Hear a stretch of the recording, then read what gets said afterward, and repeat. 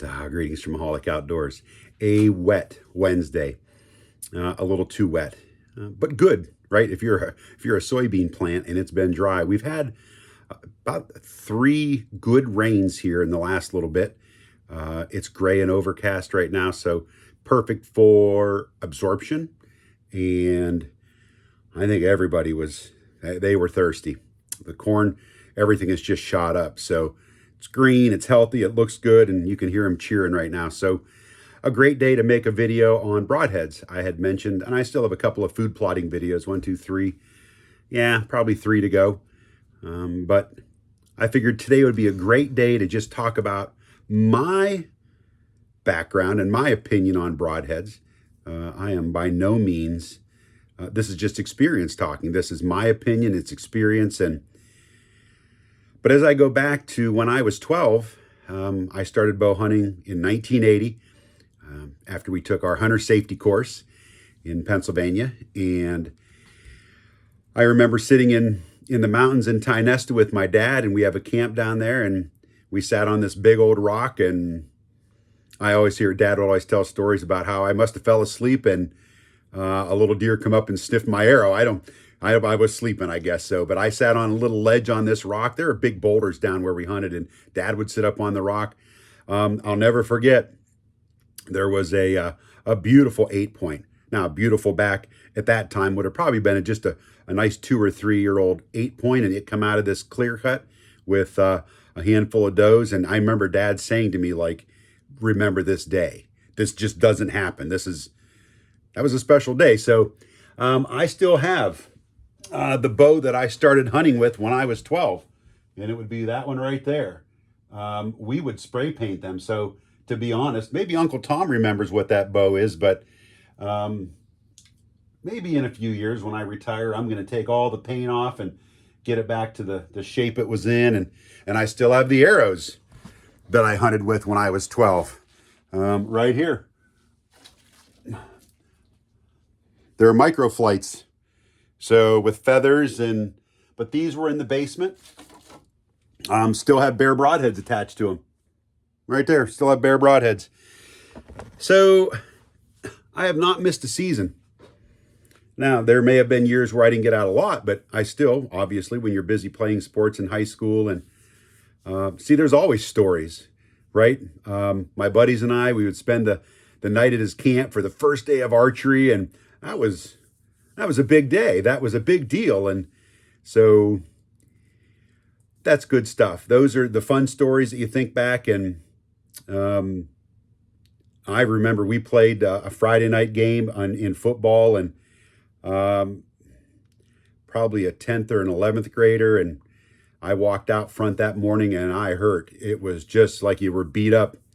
And I remember shooting an arrow and it stuck a tree, and I don't think the bare broadhead ever made it out. So there's always fun stories when you start talking about archery and going back in time. So fond memories, right, of broadheads. But here's the one that I remember seeing Dad just sharpen and sharpen. We'd go to camp. It's a bare broadhead.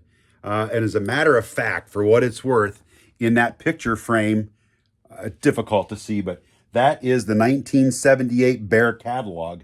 It's in super shape, actually. It's like brand new. Fun to look through, the history, and you see some of the video clips of Fred Bear online, but kind of that father of modern day bow hunting. But that's one of those broadheads. Now, I have a couple others that I just want to share and show.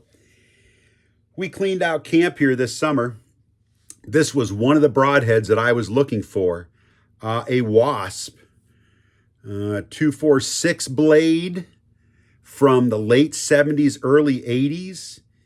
Whether it was Uncle Steve's or Uncle Tom's, I don't know, but it was one of those things that I looked for. It was on one of the shelves and it was there as a kid. But that's a Wasp. And I still shoot wasps. I'm gonna share with you a few of those. Here you go. When we were cleaning out camp, here's another one, right? This was stuck on one of the shelves. It's a bare broadhead, original paint. And this was on an Easton Game Getter 2219. So there's lots to be said about, these had the giant veins on them. They're long gone. They're rotted off, but these were some heavy arrows. These were heavy arrows. So you hear a lot online about the weight of the arrow, and well, so why did we get away from them? Right? Why? Well, they flew like logs, right? Everybody wanted a flatter shooting, more accurate, just a projectile. So, but a 22-19, commonplace. It's been down there for years, and I now have it here. So a couple other broadheads I just want to share that in Dad's collection, that Dad loved broadheads too. It's just one of those, when you're an archery hunter, you hear all the time about Rothar snuffers. Right here, I actually have the original package right there. These are 100 grains, 100 grain Roger Rothar snuffers with an insert. And now I can weigh it. I don't know what insert Dad had in these, but yep, 126. So insert, broadhead, I've got a collection of them. So why'd we get away from them? Well, it's like anything. There was a reason. When you start looking at broadheads like this, they work. They work. But when you're done with them, they're in tough shape. There's a couple of both of these. These will curl and these get bent at the end, right? Just depending on what you hit. So there's that evolution of broadheads. You want something that is obviously going to be able to withstand the impact and put that creature on the ground. Here's a fun one. Probably 1980s. Dad always called this the scissor broadhead, and I posted I guess a post last year on this. There was a patent on it, but this is one that Dad said he hit a branch with it, and it went flying through the woods. But this actually scissors. That's what he called it, the scissoring broadhead. There's another name for it, but and that's what it did. That's a broadhead right there. Now I don't think Dad ever killed anything with it, but there is a patent number on the side of it, 2820634. But I think it goes back to the 50s, the original, or maybe 60s, the original patent, and then it was just improved on. But this is where you start talking the original expandables, and I'm sure there's more. And there's only a couple, I think, that Dad has left, whether they came in like a 3-pack or something. But that's an interesting piece right there. And he had them in his quiver. Speaking of quivers, we would make a quiver out of a piece of paneling, like glue-on plywood, but paneling. Dad would get a piece of aluminum and bend it in an old radiator jug. I'm not kidding. Radiator jug would be here, bent piece of aluminum. You put your arrows inside, your veins went up in there. And that way, when you carried it on your back, you could actually pull the arrow out when you were walking. There was a little piece of foam and some foam up top. You loaded them in there. But, this goes back. They're still sitting in, I think, in Mom's basement. So, boy, there's all kinds of stuff. And this isn't any different for me. I mean, I have broadheads like you wouldn't believe. It's fun. It's cool. It's something to. So I guess I'm going to go in a couple different directions with this. And this is a round from a 300 Win Mag. I started hunting with a 300 Savage. As Dad would say, great brush gun, great deer gun, great. But he and his dad both had a 300 Savage. And the 300 Win Mag is quite the weapon.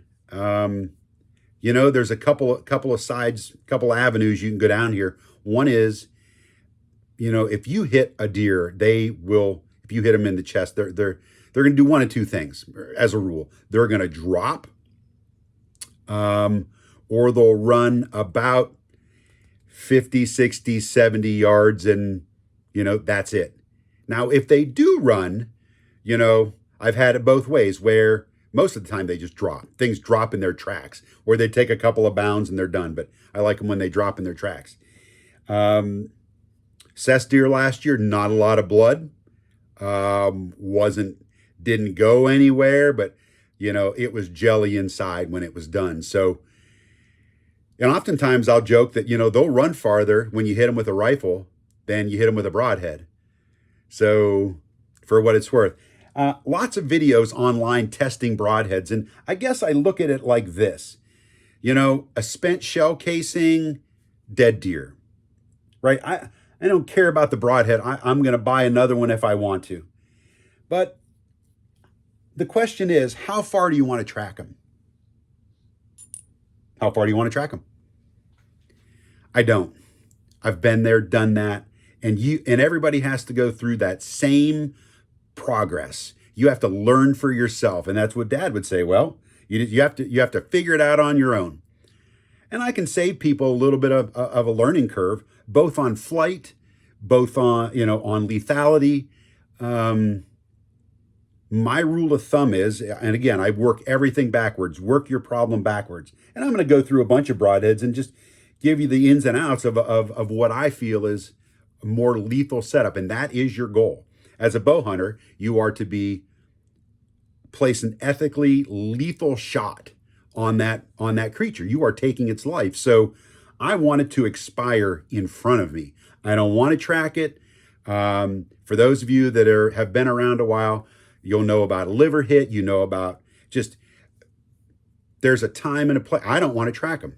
I want to see that animal expire in front of me. The last buck I shot didn't make it out of the food plot, and the food plot is 40 yards. Oh, I better be careful. Well, it was in the food plot by 10, ran over the hedgerow. It probably went 35 yards. And that was it. I watched it fall. That's what I want. I recorded a blood trail from one that I shot in January here back in, I think it was 2024. It was the proverbial dead deer running. It sprayed blood, and what made it, really stand out was the snow. But it went 50 yards, right? It was already kind of on pins and needles. I mean, you have no cover in January, and I'm standing. I don't hunt out of a blind as a rule. I would prefer to be out in the elements with my camouflage on. And I also have hit animals where they've run. Right now, if you make a bad shot, if you're making a liver shot, if you're making a gut shot, and it happens, unfortunately it happens, it is part of the game. Growing up shooting a recurve, figure the recurve that's hanging on the wall right there with the quiver on the top. My dad bought me that in 1986 as a high school graduation present. It's a Martin Hatfield takedown, came with 80-pound limbs.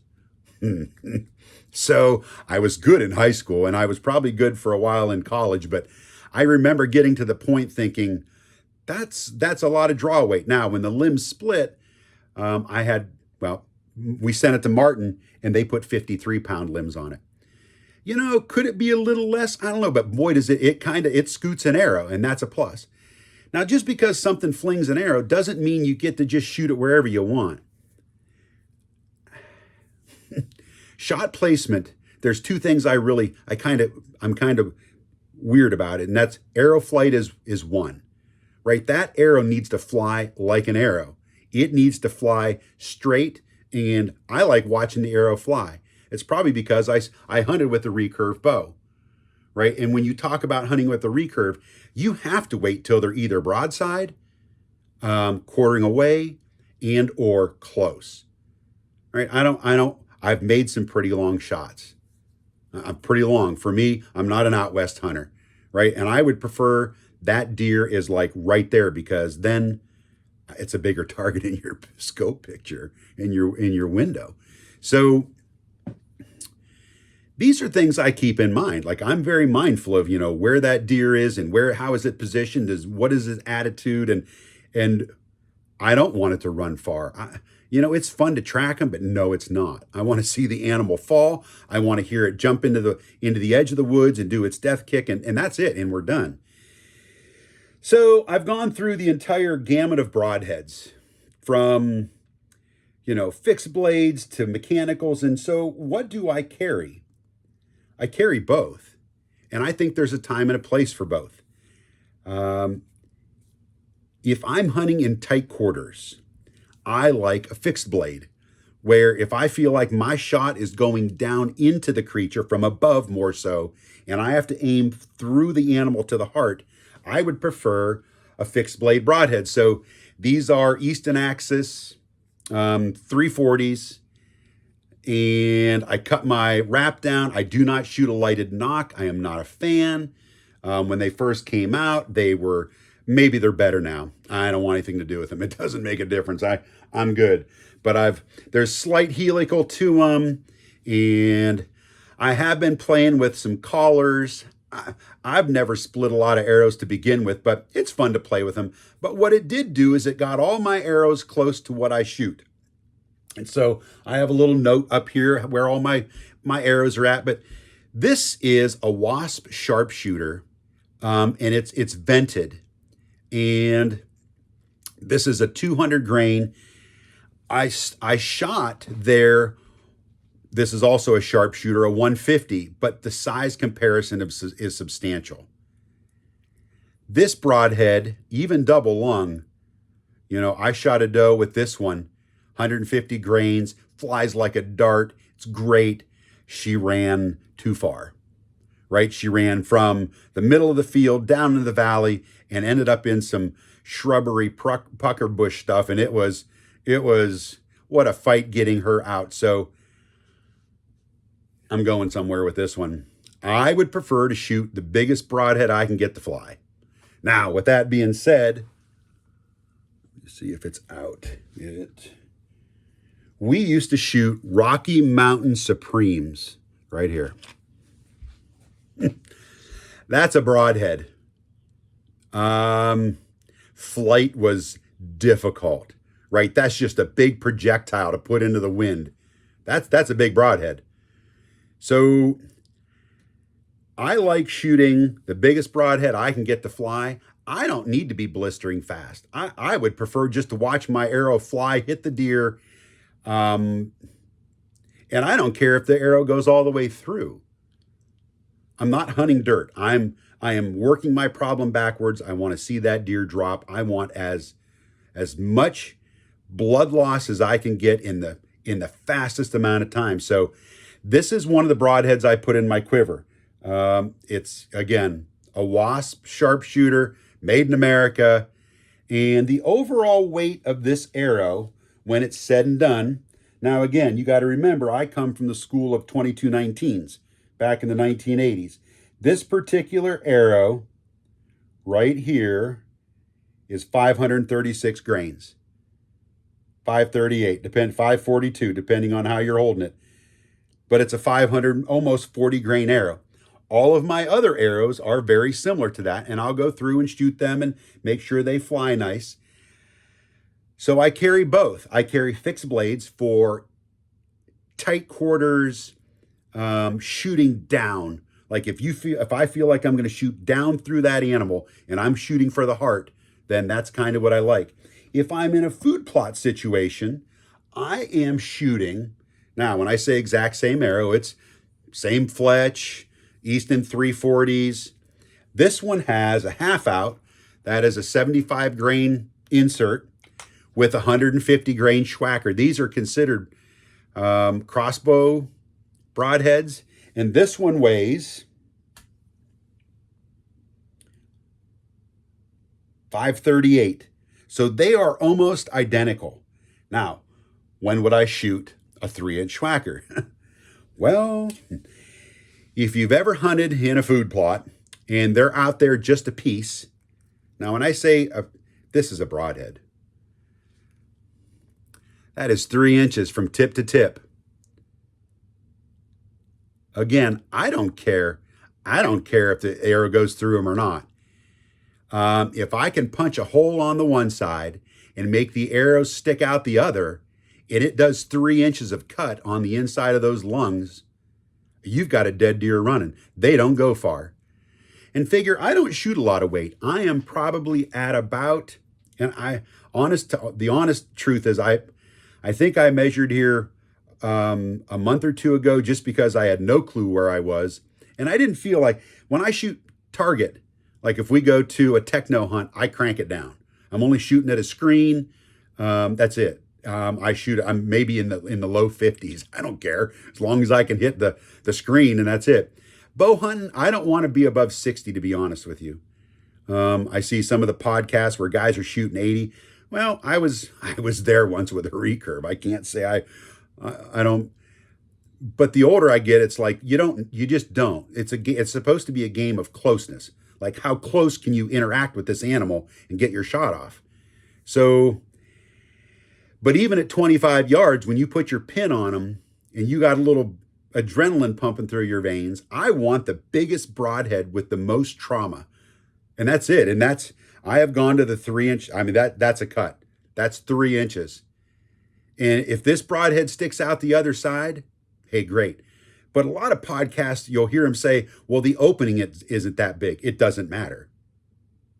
It doesn't matter. It's irrelevant. It doesn't matter, because when you cut their lungs with a 3 inch swath, they're not going but 40 yards.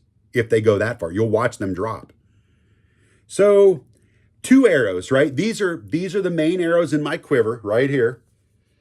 3 inch schwacker. It's what a broadhead. And they fly, both of these fly identical. But then again, I don't shoot field points at all. I shoot only broadheads. I go through targets, but there's nothing worse. When I was younger, I would shoot field points, and then you screw your broadheads on and they're not even close. It's like, that's not even close. Well, this is where I am. I also like to carry another arrow that maybe, let's say, for whatever reason, you do make a marginal shot and you need to put another arrow into that creature to expire that animal. I do have some other ones. Now, this is a tooth of the arrow. It's 150 grains. It's got a giant piece of brass in the front. I like shooting a 3-vaned broadhead, and the only way I could really get this one to fly is to 4-fletch it. I shot 4-fletch back in the early 2000s. I've got one sticking up right here. I shot a deer with in Ohio. There's a 4-fletch from 2003 with giant veins and old aluminum arrow, but that was number 2, right? There was one that I hit high, and you do that. That happens. But this would be a great example of, and I'm not saying I couldn't shoot this in tight quarters, right? But I think a vented broadhead, I think, is way more forgiving, right? So that's what I notice I shoot at 40 all the time. That's where I shoot. Now, I will climb up and shoot from elevation, right? I have a platform out back where I shoot, but when we were kids, we always had a couple of judo points. That's fun right there, right? That's your proverbial, let's find a leaf to shoot at, something to shoot at. But, words of wisdom. I have broadheads. I test things. I mean, that's my arrows. I have 3 boxes of other arrows up in the attic, just from years and years of hunting, whether it's a recurve and I have heavy ones too. But, this for the last about, I don't know, 10 years or so, I've had brass in the front of my arrows. But I come from that, and I've learned the hard way, right? That lighter projectiles, will they do the job if you punch them just right? Sure, they will. But I would rather have a little oomph behind it, a little momentum. I don't shoot a lot of weight. I think it quiets the bow down. Not to say that you can't add all kinds of dampeners. I do. I have all kinds of stuff on my bow to be quiet. Remember, the speed of sound is going to hit that deer before your arrow does. It doesn't make a difference. So, but I still would rather have it be whisper quiet. I don't want to know I'm there. I want them to, it should be a total surprise. I don't want them on edge. I don't want them on pins and needles where they're going to jump your string or duck your arrow. I've had that happen. It still happens, right? It's part of the game. But when you hunt with a recurve and learn to hunt with a recurve, you don't have a choice. You have to let them get broadside or quartering away. So as you begin preparing for your hunt this fall, put away your field points. I don't. Now, the only time I would shoot a field point, let me see if I can find it. And I don't really. I do. If I'm going to clock an arrow into a target to see which way it spins so I know which way to put my vanes on, this is another schwacker that I have set up.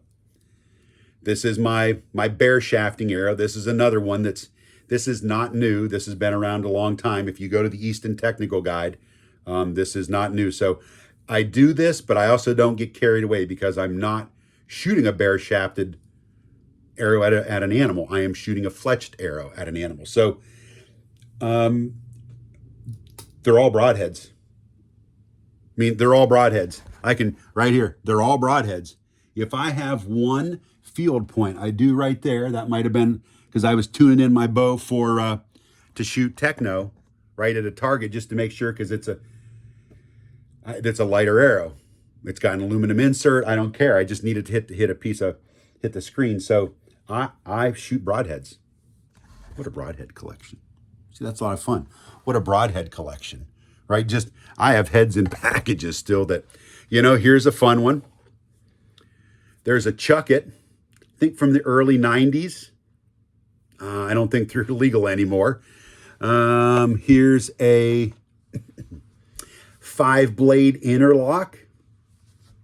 Here you go, right? More blades are better. So, boy, there's all kinds of options with broadheads.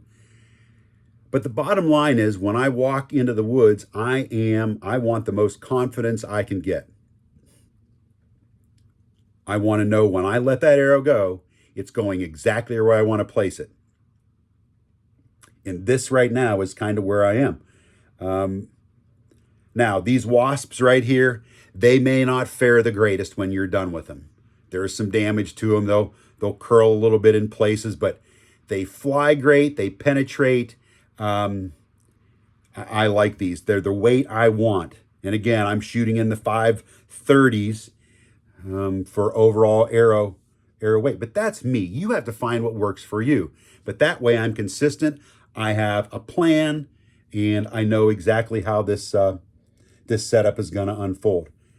My suggestion is the biggest broadhead you can get to fly and be lethal with. I don't want to track them. Work it backwards. I want to watch them fall.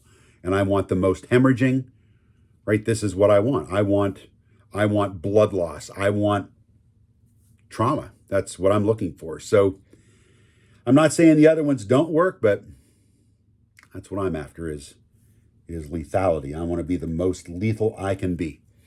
So if you have any questions or comments, or if you need some assistance, right, there's all kinds of things you can do. And man, the information out there is almost too much sometimes, but I try to block out the noise, and I go with what I've learned and the direction I want to go. And if I want something, I'll look for it. But as a rule, this is where I am. So words of wisdom, right? Here we go. From, 45 years of bow hunting going on my 46th. Find what works for you. That's what Dad would say to me. Well, what do you think? Right? Figure it out for yourself. But I can tell you this much. You better be shooting your broadheads right now. You need to know where they're going to hit without question. As you release that arrow from your bow, whether it's with fingers or a release aid, or whether you're shooting a crossbow, you owe it to that animal to be effective, lethal, and to terminate it quickly. So, and that's what broadheads are about. So don't overbow yourself. Don't pull too much weight, right? Don't worry about blistering speeds. Get it there. It should fly like an arrow. That's a totally different story, but it should fly straight. It should corkscrew to the animal. It should be accurate where you're putting that arrow. That'll do more for you than anything. Just hit it in the lethal spots and you're good. So, and practice. Make sure you are giving it what you need to give it to be successful in the archery woods. And it's coming, right? We're coming to the end of July. We've got all of August and all of September. There's still 2 months, but shoot your bow. That's words of wisdom from the archery bench and the fun of arrows. That's Probably should have started this by saying, my name is Kevin and I have a problem. But that's years of experience. That's find what works for you. Find someone else who knows. Look for your local hunters. Don't always just go online and look for the next celebrity. Talk to the guys who hunt, who are experienced in this realm. So that's fun. That's fun. Just like this. I have searched and searched for this broadhead because it takes me back to when I was a first, second, third year bow hunter. That's pretty cool. The evolution of broadheads. So yeah, right down to the old scissor. That's pretty cool. Hey, words of wisdom from the archery bench. If I can help you reach out, Kevin, Mahalik Outdoors.